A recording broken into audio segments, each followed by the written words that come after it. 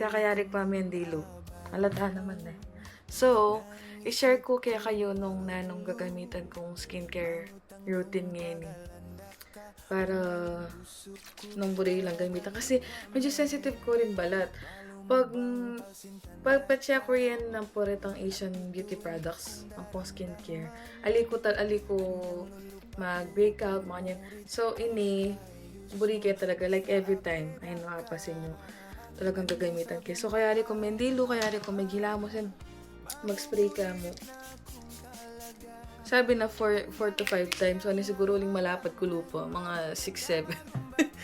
Tapos, kaya na nito, kung atry itong Johnson cream, burike talaga ito. Agisan ko na yung kakaugsi ako mo. Tapos, minsan, kailangan ko talagang kapalit. Minta ko Target. So, tinry kayo ni Neutrogena Hydro Boost Water Cream.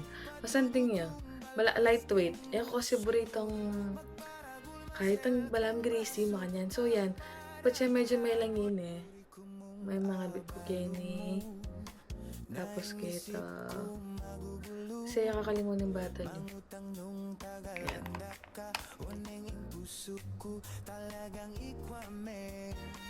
Pamisan nangabit kong retinol. Ano yung retinol dapat mga 3 times a week kaya gagamitan. Yan. Buri ko na yung gawa ng video ngayon kasi ating kong buring itry na products, nakakasali ko pa. Actually, may itong yung kareng surprise ng best friend ko ni Marion. Sali na akong agdang na yung buri kong Korean products. Siyempre, ready siya. Ayan.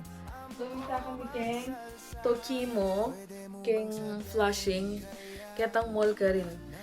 Tapos, ayan. So, atin din na rin sili ko. Unbox ko lang.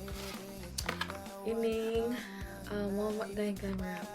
Anua Rice 70 plus ceramide. Ayan. Kaya ni toner. Tapos, next, Centella Madagascar. Sabi daw masanting ini, so try kayo. Tapos, sabi ko kaya kayo nang masinting niya after mga maybe 1 month or 3 weeks. Tapos, ning Niacinamide 10 plus TXA4. Tapos,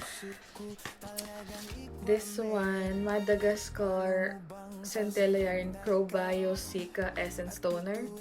Yan. Kabalo if I'm pronouncing them right, pero balo yun ito.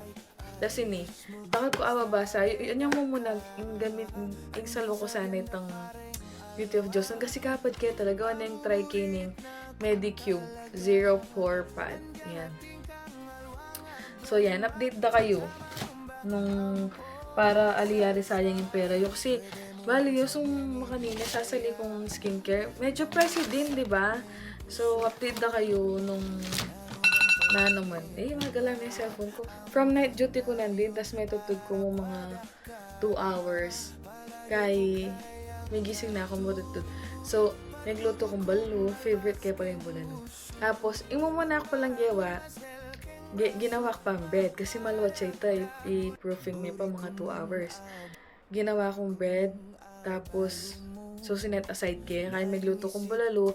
Tapos, itang kaibigan ng mga kalugaran na from Tarlac, Kimbamban.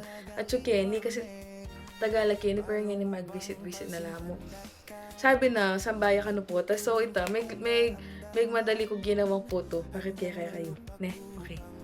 Mag-multitask, guys. Like, ayan, ginawa kong bulalo. Ayan, tapos may kaya kong photo. Kaya amin ditang bread na gagawan ko. Ayan, medyo matagol na. So, muna ini pa yung gawa kasi nga 2 hours sa yan. Tapos, depends. Pache mapali, mas agad yung mag-rice, makanyan. So, anyang ayari kay yan, pinirap ko na ini, bukal king beef, tapos yan.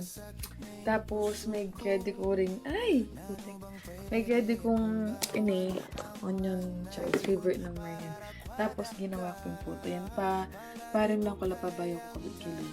Makita mo! Bye-bye! Thanks for watching!